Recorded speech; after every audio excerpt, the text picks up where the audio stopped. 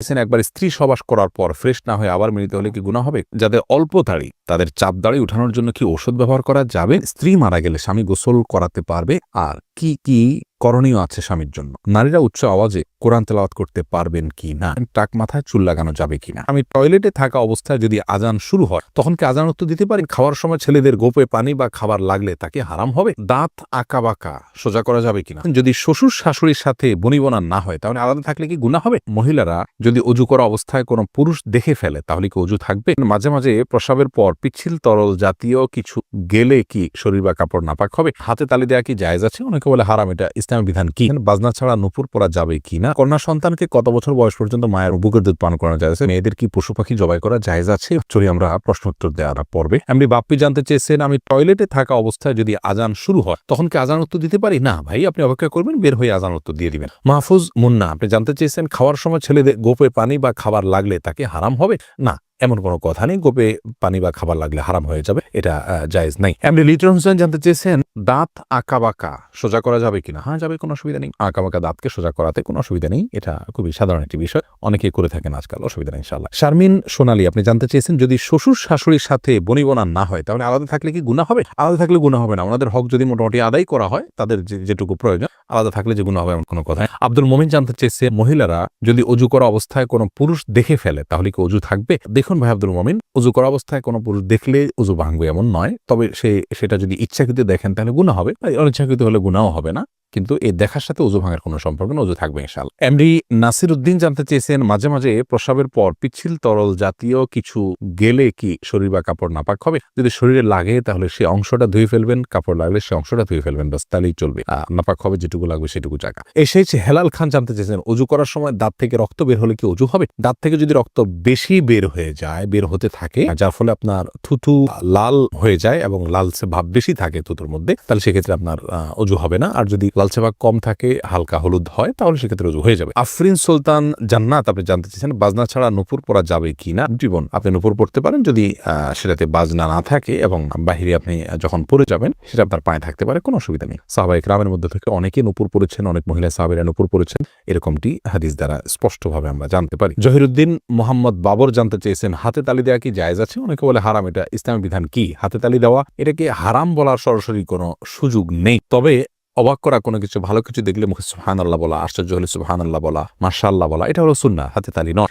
কিন্তু যদি কেউ হাতে তালি দেন তাহলে সেক্ষেত্রে হারাম হয়ে যাবে, এটা মোটেও সঠিক নয়। এম এস আল মামুন জানতে চেয়েছেন, কন্যা সন্তানকে কত বছর বয়স পর্যন্ত মায়ের বুকের দুধ পান করানো যায়? কন্যা এবং ছেলে সন্তান সবার জন্য একই বিধান, 2 বছর পান করাবেন। ইমাম আবু হানিফার মতে তার বেশি পান করানো জায়েজ নাই, অন্যান্য ইমামদের অনেকের মতে জায়েজ আছে, যেহেতু কোনো নিষেধাজ্ঞা নেই, যেহেতু আল্লাহ কোরআন কারিমে হাওলাইনে কামেলাইনি বলেছেন, লিমান ওই আরাদা আন ইউতিম্মা রাদাআহ, যে ব্যক্তি দুধ পান করার সময় পূর্ণাঙ্গতায় পৌঁছাতে পান তিনি 2 বছর করাবেন। আল্লাহ তাআলা পরিষ্কার বলেছেন, এজন্য 2 বছর করানো জায়েজ আছে। আর সায়েন্টিফিকলি বিষয়টা প্রমাণিত যে পরে আর মায়ের বুকের দুধে কোনো উপকারিতা বাচ্চার জন্য থাকে না, এজন্য 2 বছর পান করাবে, ছেলে হোক মেয়ে হোক, যে মানে উভয় ক্ষেত্রে। খালেদা আক্তার জানতে চেয়েছেন, মেয়েরা পর্দা না করলে মা বাবার কবরে কি আযাব হবে? মা বাবার যদি সেখানে কোনো দায় থাকে, ত্রুটি থাকে, তাহলে সেক্ষেত্রে তাদের আযাব হতে পারে, কিন্তু মা বাবা যদি তাদেরকে সঠিক পথের দিশা দিয়ে থাকেন, বুঝিয়ে থাকেন, দায়িত্ব পালন করে থাকেন, তাহলে সেক্ষেত্রে তাদের দায়ভার তারা শুধু সন্তানরাই বহন করবে, মা বাবার কোনো কিছু দায়ভার চাপানো হবে না। আল্লাহ বলেছেন, লা তাযরু ওয়াজরাতুন উযরা উখরা, কারোর দায়ভার অন্য কেউ বহন করবে না। লাইসা আল ইনসানু ইল্লা মা সাআ, প্রত্যেকে যা করবে তারই তিনি দায় নিবেন। তামান্না ইসলাম সেতু আপনি জানতে চেয়েছেন, মেয়েদের কি পশু পাখি জবাই করা জায়েজ আছে? বোন, অবশ্যই জায়েজ আছে। মুরগি, হাঁস, এই জাতীয় পশু পাখি, গরু, এগুলো জবাই করার ক্ষেত্রে অনেক উদাহরণ আমাদের সমাজে আছে। যেমন ভাই বোন দুজন মিলে একসাথে গরু জবাই করতে পারবেন না শেয়ারে। তারপরে আপনার মেয়েরা গরু বা ছাগল বা কোনো পশু জবাই করতে পারবেন না। গোসল ফরজ অবস্থায় গরু ছাগল জবাই করা যাবে না। স্বামী স্ত্রী একজন ধরবেন আর একজন জবাই করবেন, এভাবে করা যাবে না। এরকম নানাবিধ কথা আমাদের সমাজে প্রচলিত আছে, এগুলো সবগুলো ভ্রান্ত ধারণা। ছেলেরা যেমন জবাই করতে পারবেন, মেয়েরাও কিন্তু সেভাবে আপনার জবাই করতে পারবেন, কোনো অসুবিধা নেই। জবের যে শর্ত আছে, বিসমিল্লাহ আল্লাহু আকবার বলে জবাই করে ফেলবেন। রবিউল ইসলাম জানতে চেয়েছে, কোনো কিছুতে পা লাগলে সালাম করা কি জায়েজ? না ভাই, কোনো কিছুতে পাও লাগলে সেখানে হাত দিয়ে সালাম করতে হবে। হাত দিয়ে যদি সালাম হয় না, পা শুয়ে এটাকে সম্মান করে কোনো কথা নেই। কিন্তু আমাদের সমাজ যেহেতু পাও লাগাটাকে অসম্মান মনে করা হয়, এটা ওরফ, আর ওরফের একটা এতেবার এবং গ্রহণযোগ্যতা ইসলামী শরীয়তে আছে, যার কারণে কারোর গায়ে পাও লাগলে সেটা লাথি দেওয়ার সাথে কিছুটা সাদৃশ্যপূর্ণ হওয়ার কারণে আমাদের সমাজ এটাকে দূষণীয় মনে করে। আরবেনরা দূষণীয় মনে করে না, তারা জন্য পাওয়া লাগলেও এটাকে কিছু মনে করে না। তো আমাদের সমাজে যদি দূষণীয় মনে করা হয়, সেহেতু যার কাছে যার গায়ে পাওয়া লেগেছে তাকে যদি আপনি একটু টাচ করে আপনি আসলে পাওয়া লাগাতে চাননি, হাত লাগাতে চেয়েছেন অথবা অশ্রদ্ধা করতে চান, এটা বোঝাতে চান, তাহলে সেটা ঠিক আছে, এটাতে দোষের কিছু নেই। তবে এর মানে এই নয় যে তাকে আপনি সালাম দিবেন। ভাই রাশেদুল ইসলাম রুবেল, আপনি জানতে চেয়েছেন টাক মাথায় চুল লাগানো যাবে কিনা, এ ব্যাপারে ইসলামের কোনো বিধিনিষেধ আছে কিনা। ভাই রাশেদ, টাক মাথায় চুল, আলগা চুল লাগানোর ব্যাপারটি একজন স্বাভাবিক অবস্থায় একজন মানুষের জন্য জায়েজ নাই। কারণ আল্লাহ রাব্বুল আলামিন বলেছেন, লা তাবদীলা লিখালকিল্লাহ, আল্লাহর সৃষ্টিতে কোনো প্রকার পরিবর্তন করা চলে না। এখন কারো চুল পড়ে গেছে, তিনি আলগা চুল লাগিয়েছেন, এটা এক ধরনের প্রতারণার মতো। যেমনি ভাবে চুল সাদা হয়ে গেলে সেটাকে কালো করার যে একটা প্রয়াস, প্রবণতা, নিজের বয়স লুকানোর চেষ্টা, অথবা বয়স ছাড়াও অনেক সময় সাদা হয়ে থাকে। তো এই যে নিজের অবস্থার পরিবর্তন করার চেষ্টা, এই জিনিসটাকে ইসলাম ভালোভাবে দেখে না। অতএব এটাকে স্বাভাবিকভাবে রেখে দেওয়াটাই উচিত, এবং এখানে কোনো প্রকার লুকোচুরি করা এটা অনুচিত এবং অসুন্দর। এমডি আব্দুল্লাহ জানতে চেয়েছেন, নারীরা উচ্চ আওয়াজে কোরআন তেলাওয়াত করতে পারবেন কি না। ভাই আব্দুল্লাহ, নারীরা উচ্চ আওয়াজে কোরআন তেলাওয়াত করতে পারবেন, তবে সেটি পরপুরুষের কান পর্যন্ত যেন না পৌঁছে সে ব্যাপারে চেষ্টা করতে হবে।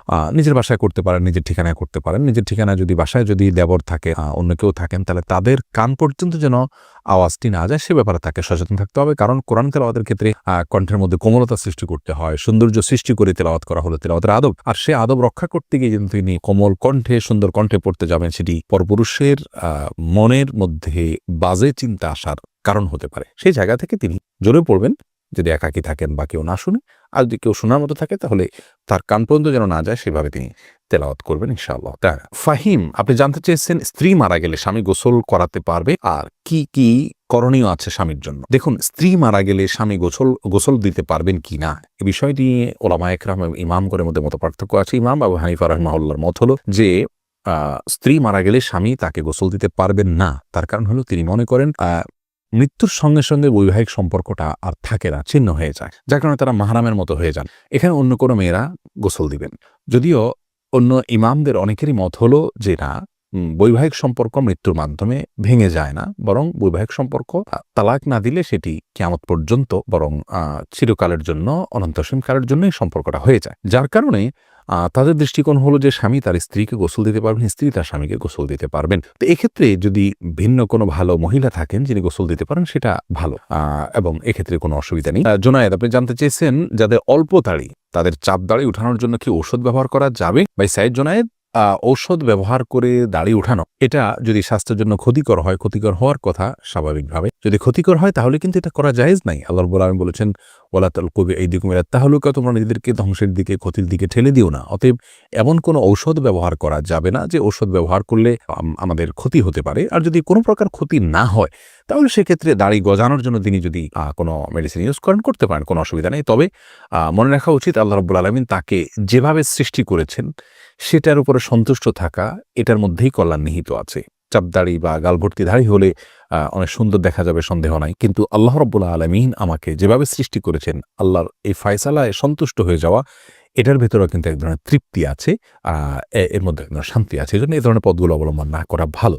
কিন্তু যদি স্বাস্থ্যের জন্য ক্ষতিকর কিছু না হয় তাহলে করতে পারে, কোনো নিষেধাজ্ঞা নেই। আব্দুল হামিদ রিপন জানতে চেয়েছেন, একবার স্ত্রী সহবাস করার পর ফ্রেশ না হয়ে আবার মিলিত হলে কি গুনাহ হবে। কোনো গুনাহ হবে না, তবে মাঝে যদি অজু করে নেওয়া যায় তাহলে সেটা সুন্নাত আদায় হবে, আর না করলেও গুনাহ হবে না।